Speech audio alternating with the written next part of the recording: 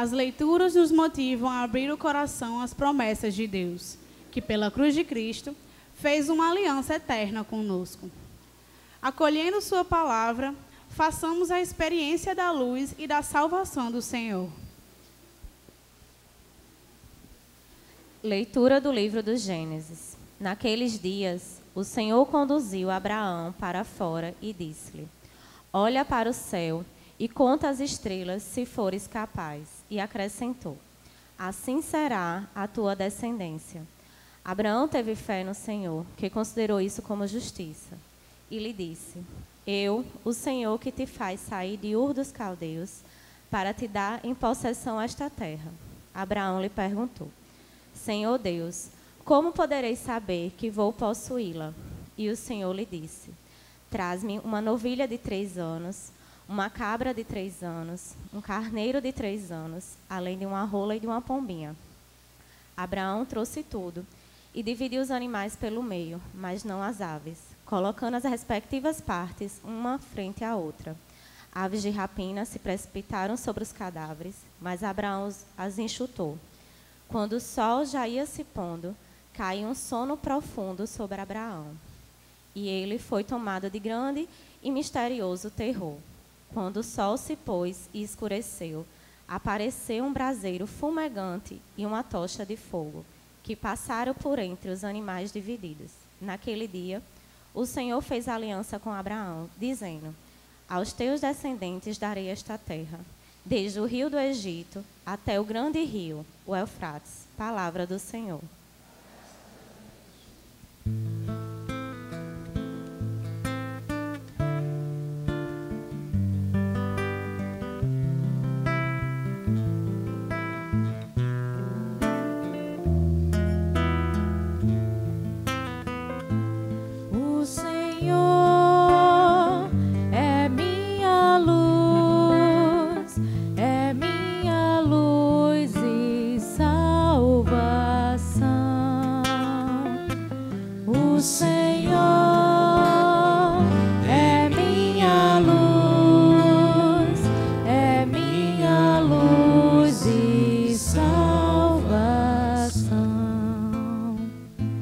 O Senhor é minha luz e salvação. De quem eu terei medo? O Senhor é a proteção da minha vida. Perante quem eu tremerei?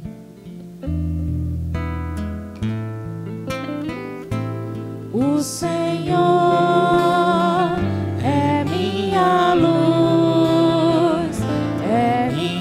luz e salvação. Ó Senhor, ouvi a voz do meu apelo, atendei por compaixão. Meu coração fala convosco confiante, é vossa face que eu procuro. O Senhor é minha luz e salvação. Não afasteis em vossa ira o vosso servo, sois vós o meu auxílio. Não me esqueçais, nem me deixeis abandonado, meu Deus e Salvador. Senhor é minha luz e salvação. Sei que a bondade do Senhor eu hei de ver na terra dos viventes. Espera no Senhor e tem coragem. Espera no Senhor. O Senhor é minha luz e salvação. O Senhor é minha luz e salvação.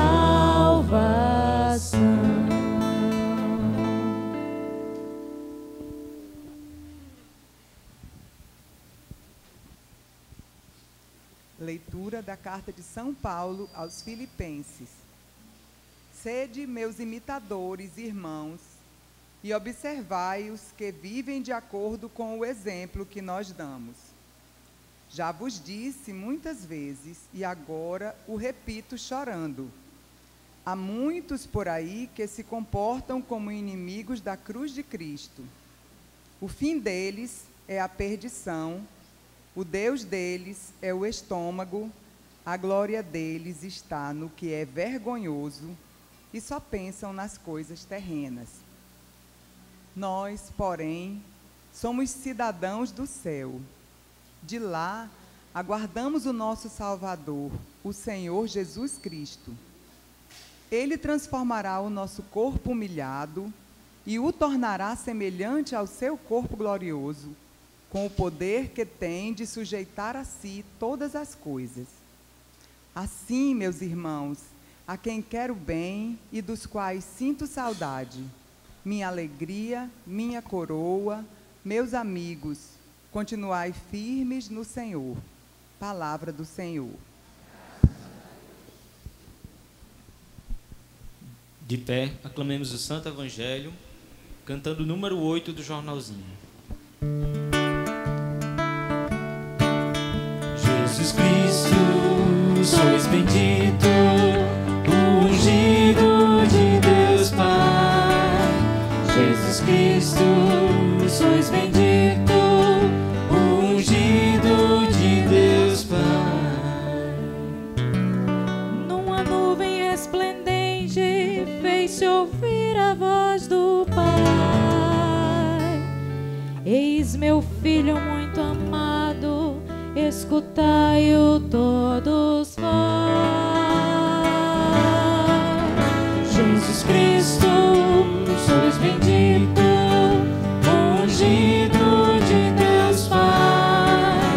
Jesus Cristo, sois bendito, ungido de Deus Pai.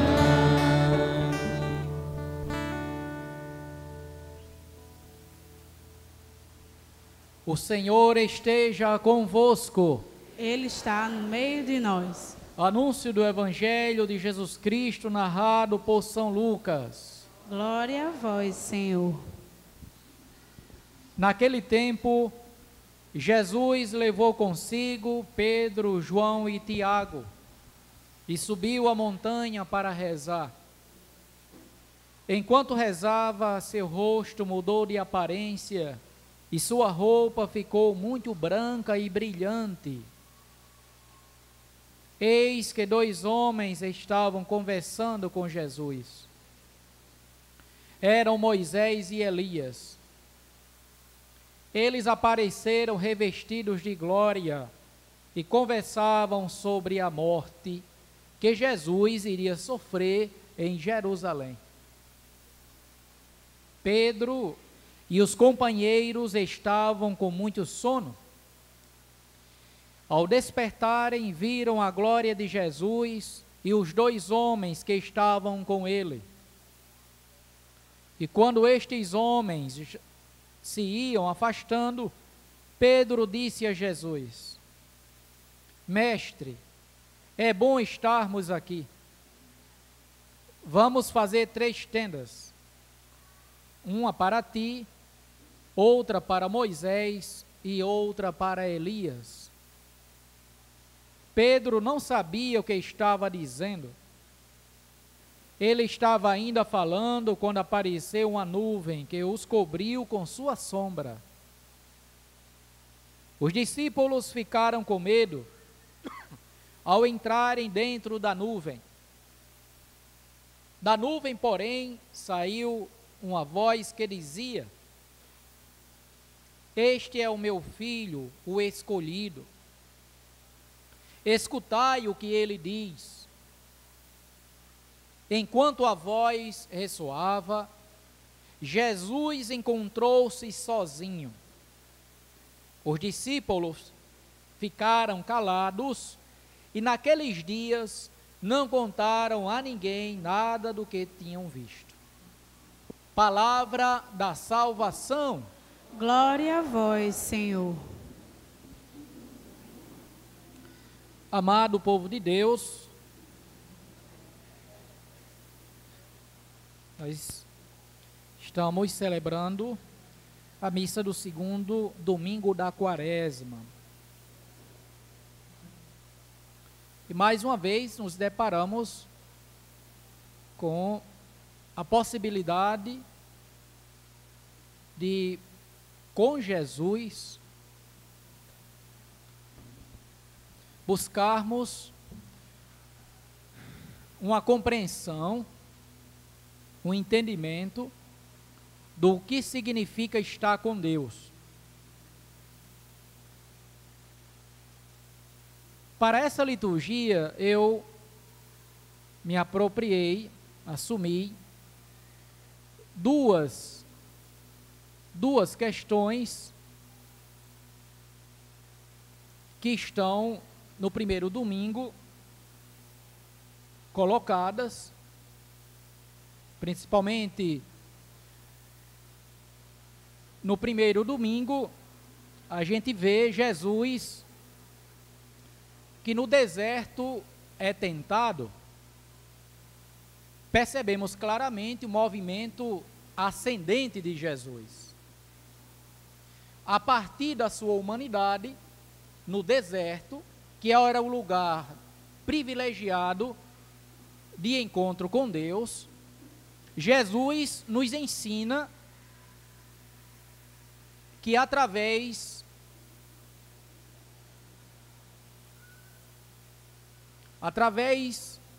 da luta contra as tentações ou das insídias que Satanás está promovendo, nós podemos traduzir e trazer para a vida da comunidade, para a vida do povo de Deus, os meios pelos quais podemos lutar contra tudo aquilo que nos afasta de Deus, ou do projeto de Deus, da vontade de Deus para as nossas vidas. E hoje, mais uma vez, a gente se depara com Jesus, que vai para a montanha, que vai para o monte, no Evangelho de Lucas, aqui claramente no Evangelho de Lucas, e menciono o Evangelho de Lucas, porque a partir do Evangelho de Lucas podemos encontrar algumas peculiaridades. Jesus, que está com os apóstolos, com os discípulos, e no lugar da montanha, nesses lugares altos, na Sagrada Escritura, nós vamos ver que todos aqueles que queriam estar com Deus, também procuravam esses lugares altos. De modo que o monte e a montanha é sempre um lugar privilegiado, de encontro com Deus. As pessoas que vão ao monte vão para fazer uma experiência de Deus. E nesses lugares, Deus sempre revela algo para essas pessoas. Sempre. No caso de hoje, a gente vai encontrar Pedro, Tiago e João, que vão com Jesus, e esses representam toda a comunidade, todos aqueles que estão em intimidade com Jesus, que estão caminhando com Jesus, mas também os deparamos com Moisés e Elias, que no Antigo Testamento vão representar a lei e os profetas. Para o Antigo Testamento, falar da lei, falar dos profetas ou do profetismo, era falar dos meios pelos quais, no decorrer da história da salvação, Deus vai revelando qual é a sua vontade para o seu povo. E é interessante que o tema da glória aparece em todos os momentos. Mas aparece em todos os momentos por quê? Porque a glória, na Sagrada Escritura, é sempre uma tradução da santidade de Deus. Nós não podemos pensar o tema da glória ou da glorificação de Deus, deixando em segundo plano o tema da santidade. Se a gente toma o profeta Isaías, quando está rezando o capítulo 6 do profeta Isaías, vocês vão se deparar com os anjos que, contemplando a santidade de Deus, cantam a Deus, ou a glória de Deus, o mistério de Deus, cantam a Deus, santo, santo, santo. Glorificam a Deus. Mas glorificam a Deus por quê? Porque reconhecem em Deus a sua santidade. No Novo Testamento, a gente vai encontrar hoje Elias, o profeta, representando o profetismo. A gente encontra hoje Moisés representando a lei, mas representando esses dois meios pelos quais a santidade de Deus, ela era traduzida na história do povo de Israel. Por isso que tanto Moisés como Elias aparecem de modo, entre aspas, glorificados. E aparecem de modo glorificado, conversando com Jesus, como se dissesse, olha, a missão agora é tua. Existe uma continuidade daquilo que nós vivemos no Antigo Testamento, que nós celebramos no Antigo Testamento, e agora uma configuração, uma universalização, uma concretização do que tu deves traduzir, do que tu deves revelar agora no Novo. São eles que estão no monte, são eles que estão no Monte Tabor, nesse lugar de encontro com Deus, mas também nesse lugar de manifestação da glória de Deus. Moisés, quando vai receber as tábuas da lei, vai receber as tábuas da lei, justamente também em um monte, em um lugar alto. Quem já fez a experiência, ou teve a oportunidade de conhecer a Terra Santa, quando se vai ao Monte Tabor, a gente vê até hoje aquelas nuvens, que quem está embaixo não consegue ver o pináculo do monte, o pináculo da montanha. E a nuvem, justamente, representa um meio, um sinal, um fenômeno natural em que a presença de Deus é revelada. Tanto que o evangelista, ele diz que Pedro, Tiago e João depois são envolvidos por uma nuvem. Mas essa nuvem será a mesma nuvem na qual o próprio Deus fala, eis o meu filho amado, escutai o que ele diz. Se a gente observar a liturgia da palavra de hoje, vamos ter presente que o que existe de fato,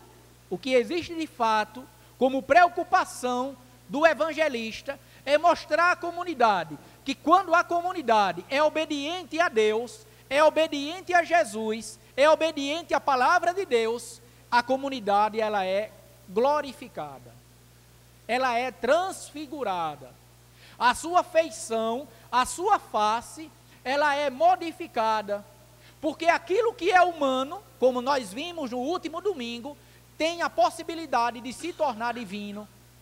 Aquilo que é humano pode se tornar glorificado. Aquilo que é humano pode se tornar santificado. Mas pode se tornar santificado como? Se a comunidade escutar a palavra de Deus e a colocar em prática. Por isso que na primeira leitura a gente se depara com a figura de Abraão. E por que Abraão? Porque Abraão representa no Antigo Testamento aquele que vai traduzir, aquele que vai dizer que para alguém que faz a experiência de Deus, alguém que escuta a palavra de Deus, só pode existir uma resposta de fé. Quem é Abraão do Antigo Testamento? É aquele que representa o povo de Israel, que faz uma aliança com seu Deus. E faz uma aliança com seu Deus por quê? Porque acredita nesse Deus. Abraão é aquele que deixa a sua terra, é aquele que deixa a sua casa, é aquele que parte. Mas parte por quê? Porque confia e confiando obedece. Existem essas duas possibilidades.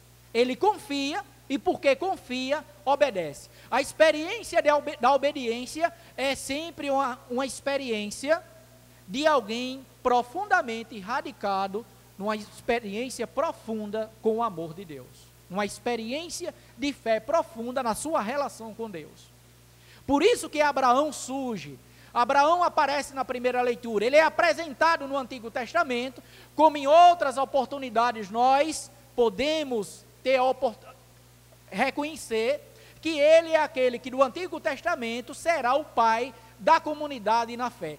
O que Maria Santíssima representa no Novo Testamento, para o novo povo de Israel, para a comunidade cristã, Abraão representa no Antigo Testamento como aquele que vai ser o pai do povo de Israel na fé. Então nós somos convidados, na liturgia da palavra de hoje, nesse movimento descendente, é Deus que fala à comunidade. É Deus que se manifesta à comunidade, como a gente, depois da festa do Natal, nós temos a oportunidade de perceber: eis o meu filho amado, escutai o que ele diz.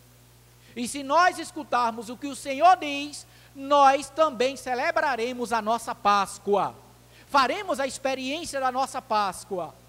Porque é justamente aquilo que define, que determina e que dá o sentido da quaresma. O que é a quaresma? São esses 40 dias em que a comunidade cristã se prepara para celebrar a Páscoa do Senhor. E quando celebra a Páscoa, pelo seu batismo, morre com Cristo, mas também ressuscita com Cristo, fazendo a experiência do mistério da cruz. Se vocês pegarem ainda a Sagrada Escritura, Jesus na sua oração sacerdotal, e é uma das marcas do Evangelho de João, principalmente na sua oração sacerdotal, ele dizendo ao Pai: Pai, glorifica o teu Filho, para que o teu Filho te glorifique. A glorificação de Deus é a glorificação de Cristo, e a glorificação de Cristo é a glorificação de Deus. Se a comunidade cristã perceber isso, vai entender que a experiência da santidade, ela vai ser traduzida, porque nós, como cristãos, no fim dos tempos, também seremos glorificados. Alguém poderia perguntar: mas padre, como isso pode acontecer? E é interessante que se questione.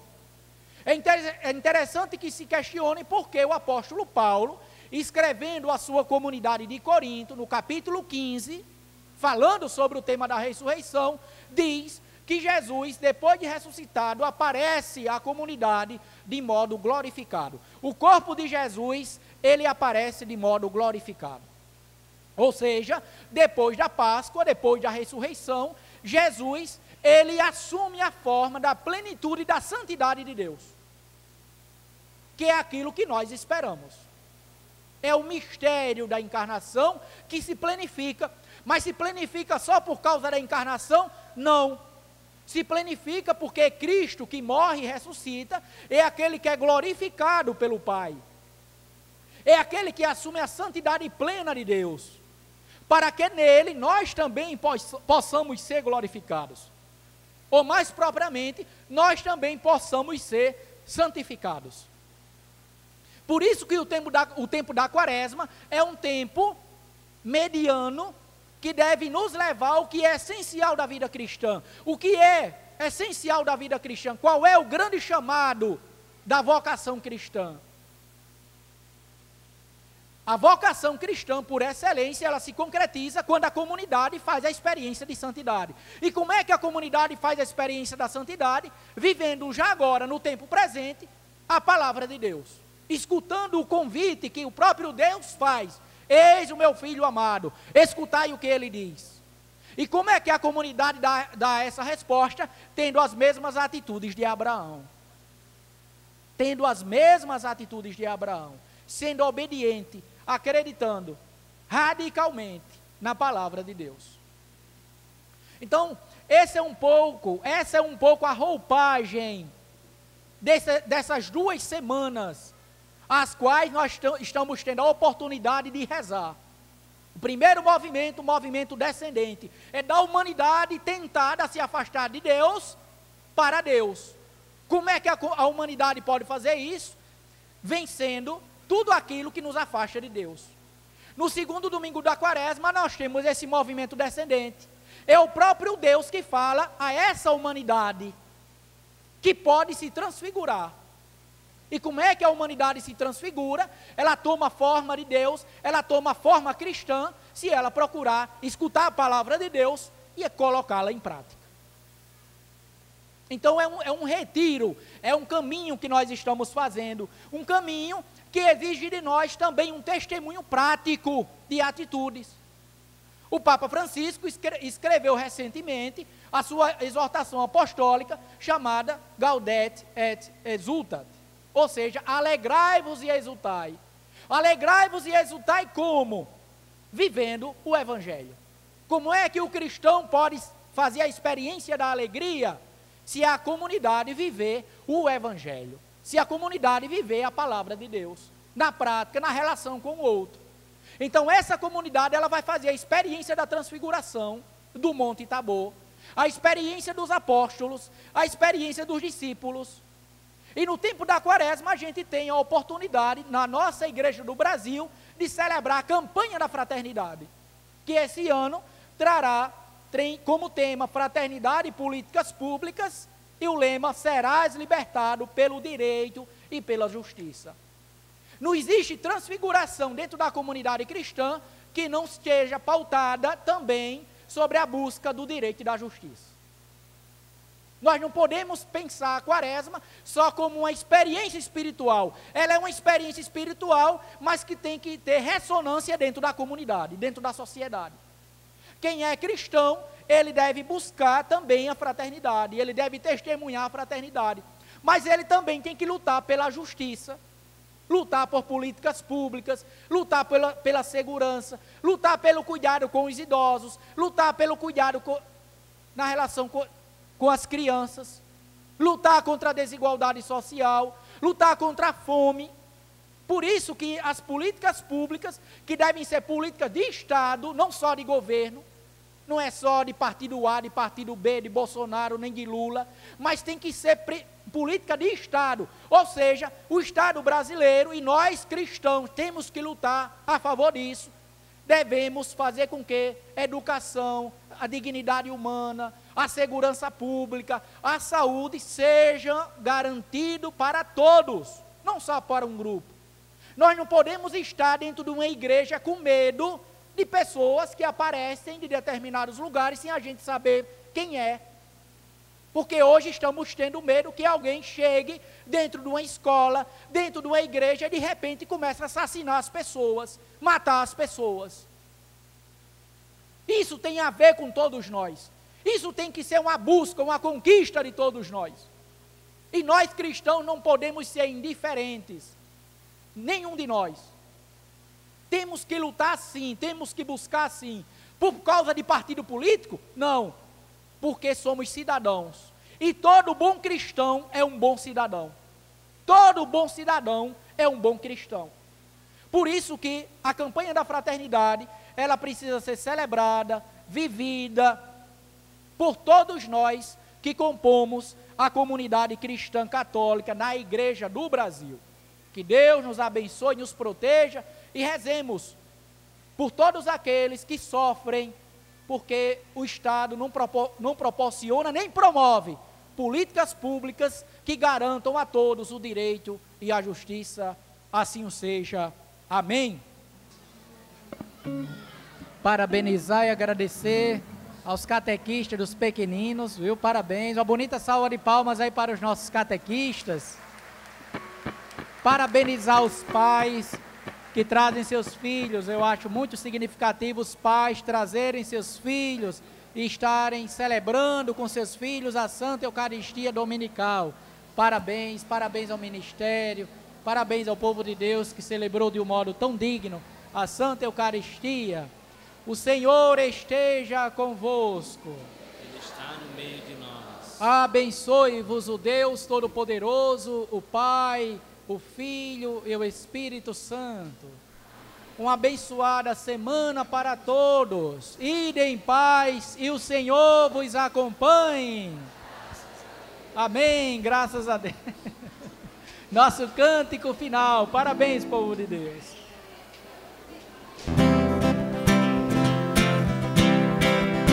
Eis que o Senhor fez conhecer a salvação e revelou sua justiça às nações. E neste tempo quaresma nossa oração transforme a vida, nossos atos e ações. Pelo direito da justiça libertados, povos, ações e tanta